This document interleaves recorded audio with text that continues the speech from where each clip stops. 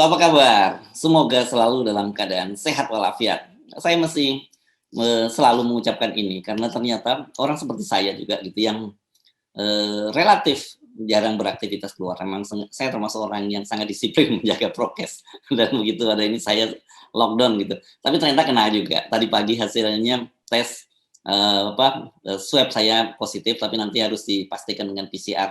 Tapi Anda nggak perlu khawatir. Kenapa? Karena nggak mungkin menular melalui kalau Anda nonton YouTube kami. Saya juga nggak mungkin menulari Bung Rocky melalui Zoom seperti ini ya, Bung Rocky ya.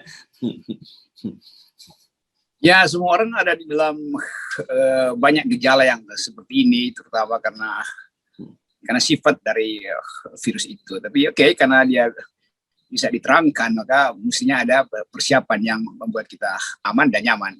Dan hidup berlanjut terus, termasuk hidup di Wadas harus terus berlanjut. Virus apapun yang ada di situ, mau virus yang bahaya itu virus buzzer. Ya. Itu saya kira itu penting untuk kita bahas ya, karena saya membaca menjadi aneh-aneh nih di Wadas ini, Bung Rocky. Kemarin LBH Jogja yang aktif membantu teman-teman di Wadas. Ini kan memang kalau secara wilayah itu Purworejo itu masuk Jawa Tengah, tapi kalau secara jarak lebih dekat ke Jogja. Jadi teman-teman LBH Jogja yang membantu itu dihack ya, WhatsApp-nya dihack. Terus kemudian ada semacam diskusi yang digelar oleh LP3IS juga dihajar oleh hacker ya saya kira. Dan kemudian buzzer. Wah, buzzer ini kelihatannya coba membelokkan fakta dengan menyasar Bupati Purworejo. Karena bagaimanapun agak logis sih sebenarnya. Kenapa Bupati Purworejo tidak dipersoalkan? Nah, ternyata Bupati Purworejo ini orang Demokrat gitu. Jadi beginilah keadaan intrik-mengintrik. Fakta yang paling jelas adalah pertama ada ketegangan di Wadas yang berakibat masuknya aparat di situ, lalu menimbulkan kecemasan dari penduduk. Itu fakta pertamanya. Itu nggak ada hubungannya dengan siapa, mau Demokrat, mau PDIP segala macam. Itu fakta dulu tuh. Baru fakta kedua orang cari penyebabnya apa. Lalu ditemukanlah bahwa penyebabnya adalah diizinkannya desa itu mau ditambang, kan itu intinya kan. Lalu orang cari lagi, yang izinin siapa? Yang izinin adalah Menteri Pariwisata, ya bukan. Yang izinin adalah Wali Kota Surabaya, bukan. Yang izinin adalah Gubernur Jawa Tengah sebagai pemegang kuasa perizinan itu. Jadi kita harus sebalikin lagi bahwa ini gara-gara izin yang dikeluarkan oleh Ganjar, nggak ada orang lain yang bertanggung jawab di situ. Dan itu kemudian yang diperintahkan oleh separuh diperintahkan oleh DPR Komisi 2 supaya ini dihentikan karena izinnya ngaco itu. Jadi izin yang ngaco itu intinya. Nah, Buzzer seperti biasa menganggap bahwa junjungannya terdesak lalu ngamuk kemana-mana. Tapi itu nggak bisa lagi orang anggap bahwa bisa berhasil, enggak, karena seluruh aparat pembuat kebijakan menganggap bahwa ada masalah di situ. KSP aja bilang itu masalahnya di situ kok. Jadi sebetulnya kita masuk aja pada prinsip bahwa memang sumbernya adalah izin penambangan itu yang dikeluarkan oleh Ganjar. Jadi balik aja ke situ, nggak ada soal sebetulnya. Iya benar. Karena kalau nggak salah SK bupatinya itu tahun 2011 itu adalah daerah itu adalah perkebunan dan hutan ya. Perkebunan dan hutan gitu ya di Wadas. Tapi kemudian diubah oleh Ganjar pada tahun 2018 kalau tidak salah.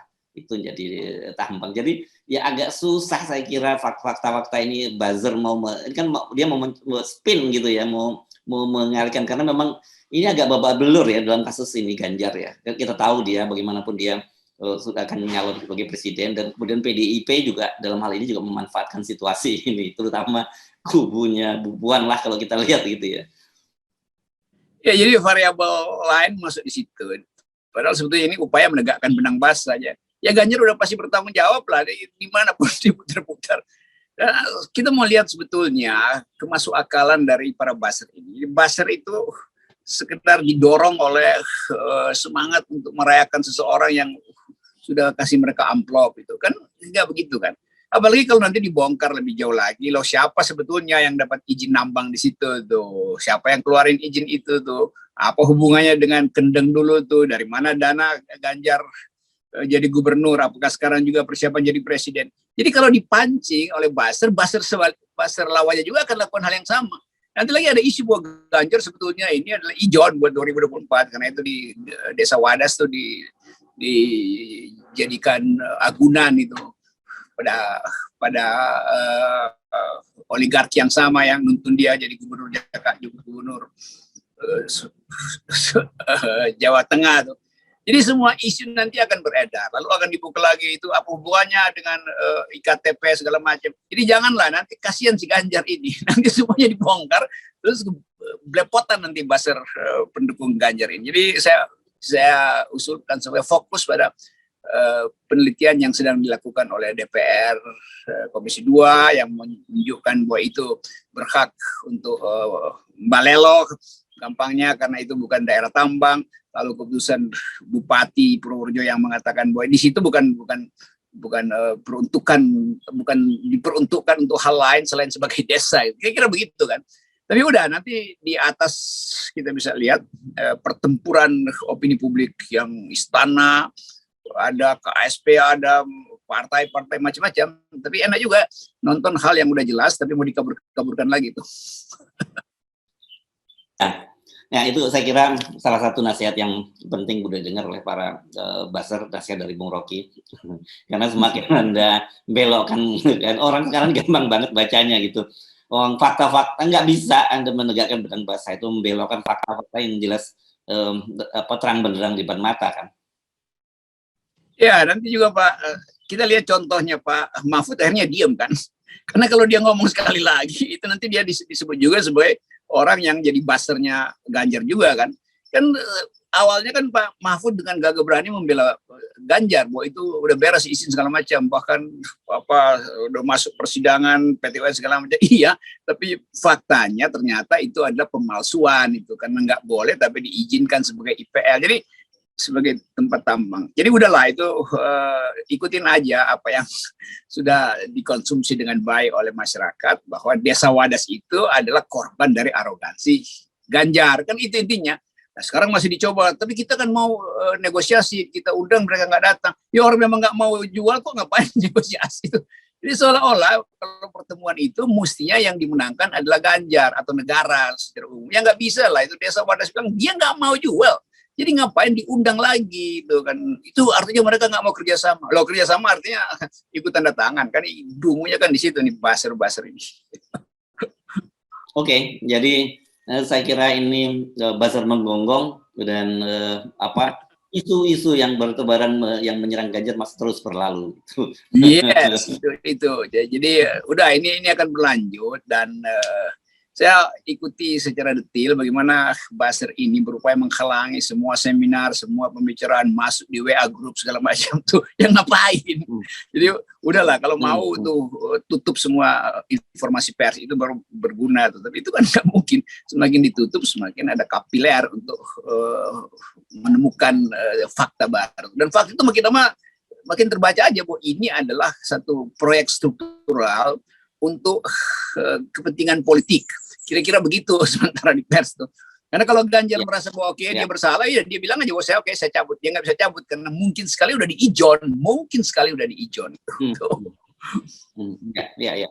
Oke, ini makin menarik ya karena faktanya kemudian DPR juga punya melihatnya berbeda dan sudah jelas menyatakan bahwa ini bukan PSN untuk Wadas. Kalau bendungan benar, yes itu PSN. Gitu. Jadi berdasarkan undang-undang dia punya dasar hukum. Tapi kalau penambangan batu andesit di Wadas itu tidak ada dasar hukumnya sama sekali. Jadi warga boleh menolak. Nah, sekarang ini DPR ini rupanya lagi kencang-kencang juga ini, Bung Rocky, berkaitan dengan jaminan hari tua. Ya, kemarin ada Permenaker nomor 2 tahun 2022 yang mengubah bahwa mereka pokoknya dihajar semua. Tadinya kan ada aturan bahwa mereka yang terkena PHK itu bisa mencairkan jaminan hari tuanya setidaknya setelah 1 bulan. Tapi sekarang kan diubah oleh Permenaker itu bahwa semua itu baru bisa diambil setelah usia 56 tahun. Nah ternyata kata DPR mereka belum pernah bicara soal ini oleh Ibu Menteri Tenaga Kerja. Inilah ini Menteri Tenaga Kerja, tapi anti tenaga kerja kan, anti buruh. Kan harusnya dia bahkan percepat itu bahwa karena ekonomi kita pahami sangat mungkin jeblok lagi, maka seharusnya persiapan untuk memberi izin pada bukan sekedar izin, hak buruh untuk mengambil manfaatnya lebih cepat harus dimungkinkan. Dan bahkan negara akan kasih 10% atau tambahin 20% supaya persiapan buruh itu mandiri itu. Kan mestinya begitu si menterinya. Masa menterinya justru menghalangi buruh untuk menikmati kesejahteraannya karena dia lagi nggak sejahtera tuh. Nanti lama-lama juga ini bisa diperpanjang bahwa itu hak kemanfaatan itu baru boleh diambil 20 tahun setelah buruhnya meninggal. Karena nunggu ibu kota baru dulu selesai karena uangnya dipakai buat ibu kota baru dulu. Jadi poin kita selalu adalah semua manfaat yang dihasilkan oleh tabungan buruh harus baliknya ke buruh. Bukan baliknya pada proyek-proyek tadi strategis itu, mercusuar segala macam. Jadi saya anjurkan misalnya kalau saya mulai bikin kalkulasi, buruh lakukan ini sesuatu untuk nantang negara. Misalnya 10 juta buruh itu tarik semua itu ke simpanan dia, terus lebih baik buruh pakai dananya buat bikin partai buruh daripada nunggu pensiun. Kan bisa begitu kan? Bagaimana kalau buruh misalnya hari ini bersepakat untuk kita mau bikin partai buruh dan mendorong partai-partai lain agar supaya terjadi perimbangan politik nanti di 2024. Nah kami mau pakai dana kami itu, emang kenapa emang nggak boleh? Kan sama aja kan, kesejahteraan buruh ditentukan oleh politik buruh. Sekarang buruh mau berpolitik dengan bikin partai buruh, dia mau ambil semua dana yang dia pernah titipkan ke BPJS Ketenagakerjaan. Itu langsung bangkrut negara kan. Tapi sebetulnya kita mesti pahami itu bahwa hak buruh itu melekat di dalam kerjanya, nilai lebih dia itu harus balik ke dia, itu yang disebut teori surplus value, bukan dimanfaatkan untuk hal-hal yang lain yang sebetulnya nanti menindas buruh juga kan itu intinya tuh. Nanti kalau uangnya dipakai buat ibu kota negara, terus ibu kota negara bangkrut, buruhnya dinaikin lagi, diturunin lagi upahnya kan, jadi 3 kali kena tuh, udah kena tangga, kena cet, jatuh pula. Ya, agak mengherankan ini karena ini kan memang duitnya bukan duit, ini duitnya duit buruh dan ini memang biasanya JHT ini komponennya kan gitu, ada pabrik memberikan atau perusahaan memberikan, kemudian buruh juga memberikan. Pemerintah sama sekali tidak punya share di situ. Jadi agak aneh ketika pemerintah menghalangi buruh ketika dia sedang membutuhkan untuk memanfaatkan dananya. Ya ini pemerintah ajaib gitu kan. Gue titipin barang gue di situ, terus dia bilang lu nggak boleh ambil ya. Padahal gue bilang lu pakai sebentar, itu diputar-putar juga. Tapi nanti dia bilang itu punya saya, karena itu saya tentukan. Anda boleh ambil nanti kalau Anda udah pensiun atau bahkan udah 20 tahun meninggal dikasih ke anak cucu. Jadi poin kita selalu undang-undang perburuhan itu di seluruh dunia dari abad kedua itu dibuat untuk melindungi hak buruh gitu. Nah uang itu adalah hak buruh. Dan tiba-tiba negara bilang nggak boleh ambil gitu. Ya buruh bikin aja koperasi sendiri buat puter itu, nggak usah pakai lewat negara tuh. Kan gampang juga pikirannya kan. Jadi sekali lagi ini menghina buruh sebetulnya dan menghina konstitusi, menghina peradaban bahkan. Ini menteri yang disuruh-suruh aja oleh oligarki, bukan menteri yang pro pada nasib buruh. Itu intinya. Dan bagus juga DPR aja ingetin bahwa itu ya DPR aja nggak kasih izin kok atau belum ada pertemuan. Jadi terlihat bahwa bolongnya APBN ini mau dibebankan lagi pada buruh. Padahal bolongnya APBN disebabkan oleh proyek-proyek strategis yang out-outan itu. Dan sebagian besar APBN justru dipakai buat membail out oligarki yang udah merangkak. Nah buruh yang sebetulnya gagah perkasa aja bagi dia tuh.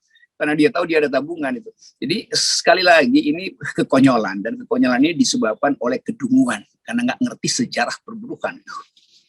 Oke, sebelum mengakhiri perbincangan, saya akan memberikan semacam oleh-oleh. Tapi ini saya kira kabarnya bukan kabar baik ya. Karena Pertamina itu mulai tanggal berapanya ya, terhitung mulai Sabtu 12, dia menyebutnya menyesuaikan. Ini sebenarnya bukan menyesuaikan, menaikkan harga BBM non subsidi. Dan gilanya itu angka kenaikannya itu relatif tinggi, antara 1.500 sampai 2.650 per liter, Rp50. Ini untuk Pertamax Turbo, untuk Pertamina Dex, dan untuk Dexlite. Itu hal yang udah bisa kita tahu nanti keterangan pemerintah kan mengikuti harga internasional. Ya oke.